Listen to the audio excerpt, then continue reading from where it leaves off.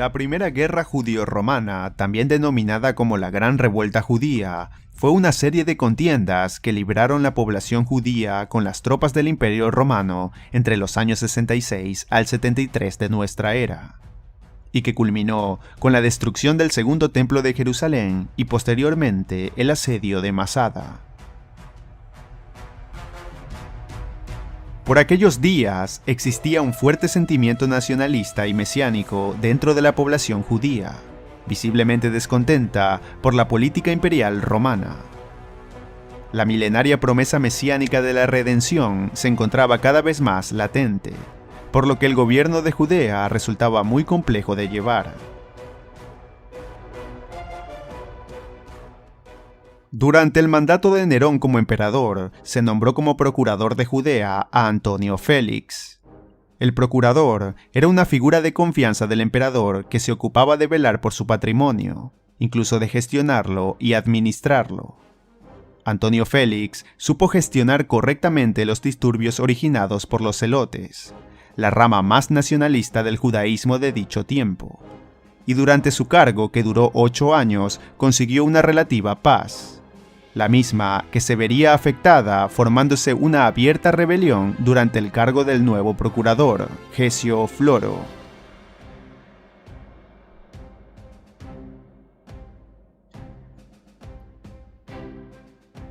La pésima gestión y la codicia que poseía Gesio Floro contribuyó a que la situación sea cada vez más caótica en Judea. La revuelta se inició en Jerusalén en el mes de mayo del año 66, cuando Floro buscó confiscar parte de los tesoros del templo. El sumo sacerdote del lugar se solidarizó con la revuelta al negarse a oficiar los sacrificios para el culto imperial, los mismos que eran efectuados para la salud y prosperidad del emperador Nerón y de todo el imperio. Pronto, el conflicto se extendió al resto de Judea y a otras zonas aledañas que los judíos empezaban a controlar, entre ellas la fortaleza de Masada.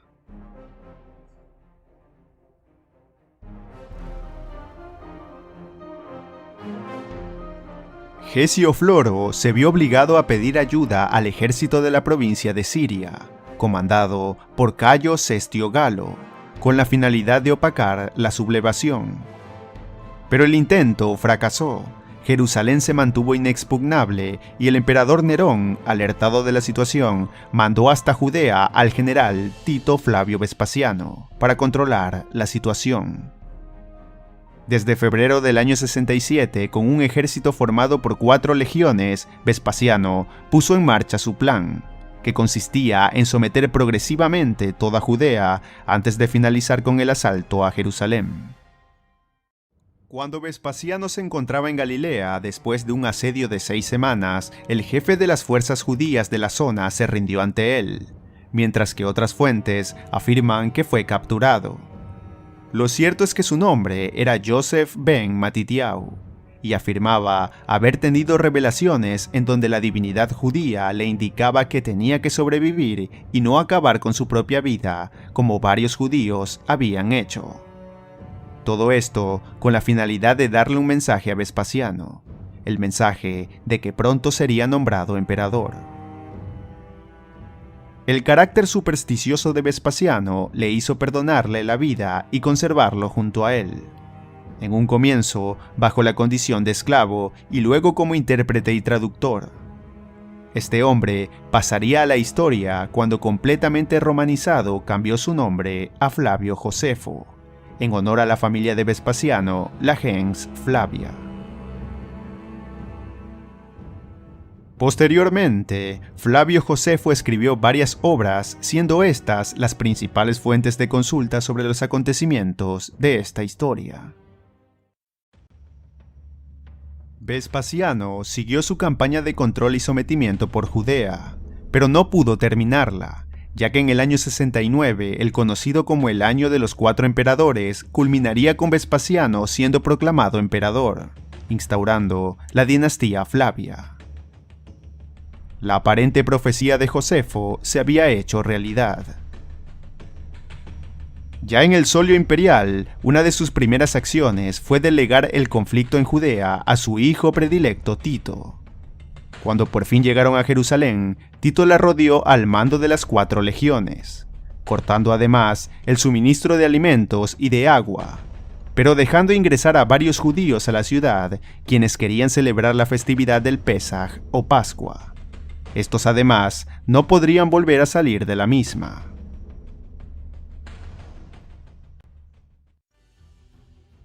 Dentro de Jerusalén, los ciudadanos eran presas del caos y la angustia. Las diversas ramas del judaísmo de la época, fariseos, saduceos, celotes, y entre estos últimos los más extremistas, los sicaris, fragmentaban cada vez más a la sociedad, ya que unos buscaban una rendición pacífica y otros batallar hasta el final por la independencia, generando así guerras internas que se llevaron varias vidas dentro de la ciudad, sin contar la gran cantidad de víctimas debido al hambre y a las enfermedades.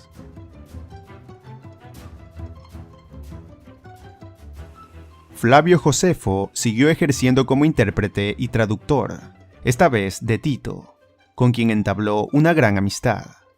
Josefo buscó en varias oportunidades concientizar a sus coterráneos, afirmándoles que lo mejor era rendirse, pero fue en vano, ya que era considerado un traidor y en una ocasión resultó herido al ser rechazado por su pueblo.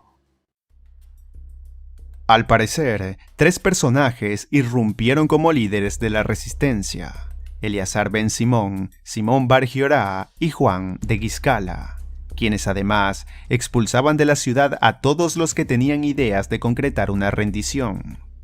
Los romanos crucificaron a estas personas expulsadas como táctica de intimidación. Pero nada quebraba la resistencia y en alguna incursión judía, Tito estuvo cerca de ser capturado.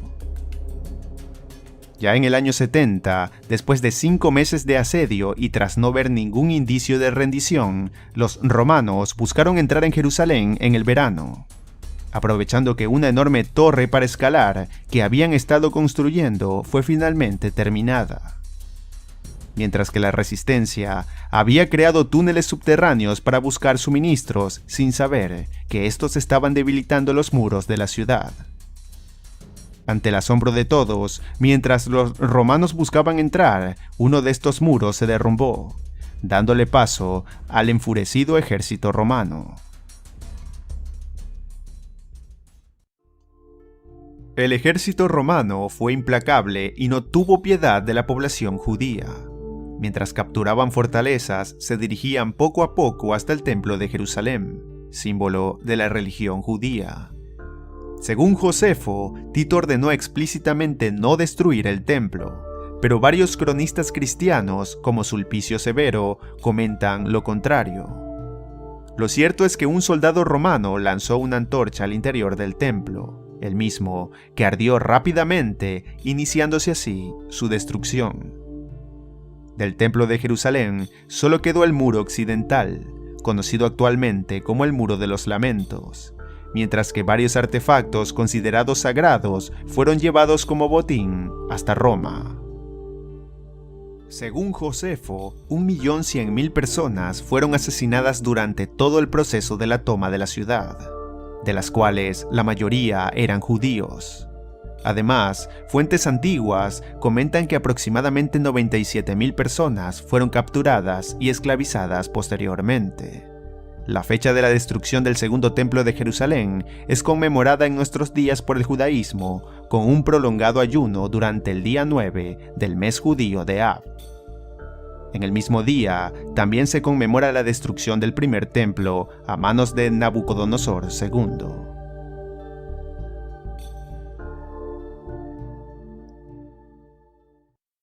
Se cuentan varias historias sobre el asedio, toma de la ciudad y posterior destrucción del templo. Una de ellas cuenta que Tito ordenó atacar el templo por los 4 frentes, asignando a 4 comandantes. El muro occidental fue asignado a un duque árabe que no pudo cumplir el cometido a pesar de su esfuerzo. Posteriormente, Tito habría convocado a los 4 comandantes. 3 de ellos fueron felicitados y recibieron condecoraciones, pero el 4º fue consultado debido a que no pudo destruir dicho muro.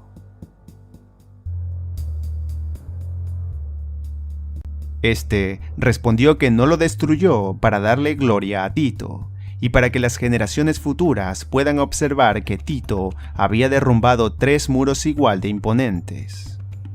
Aparentemente, Tito habría indicado que el desacato merece la pena de muerte, pero que haría algo distinto. Obligó al comandante a trepar a lo alto del muro y saltar. Si quedaba con vida, había sido perdonado. El comandante saltó y evidentemente no sobrevivió a dicha caída. Tito no volvió a intentar destruir el muro, ya que varias fuentes comentan que buscaba darle un amargo recuerdo a los judíos.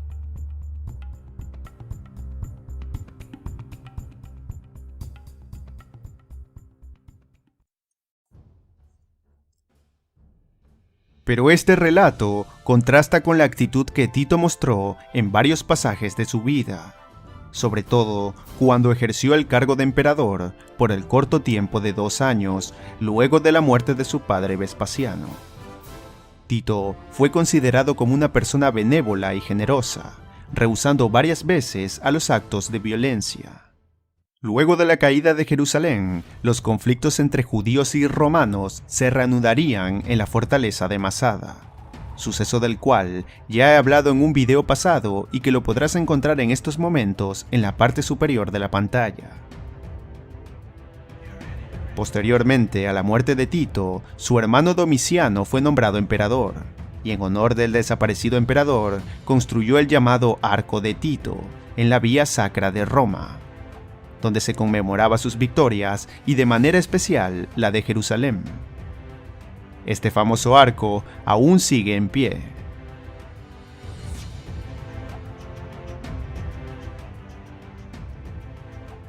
A menudo se cree que con el botín obtenido en Judea por Tito se pudo terminar de financiar la fantástica obra del anfiteatro Flavio, conocido mundialmente como el Coliseo Romano, el cual perdura hasta nuestros días y que fue iniciado por Vespasiano y finalizado por Tito.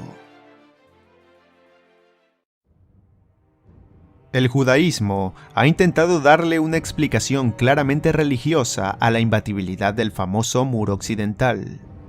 Desde que sus cimientos fueron construidos por la mano de obra de los pobres de la ciudad, o que el propio rey David fue quien construyó estos cimientos y que la obra de sus manos no puede ser destruida, entre otras opiniones.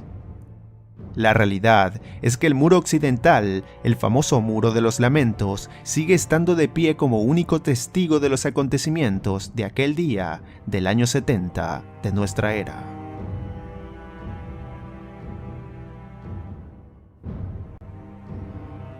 Suscríbete al canal para más contenido como este. No olvides seguirme en redes sociales, los links los encontrarás en la descripción de este video. Además, no olvides activar la campana de notificaciones para estar al tanto de los nuevos estrenos del canal.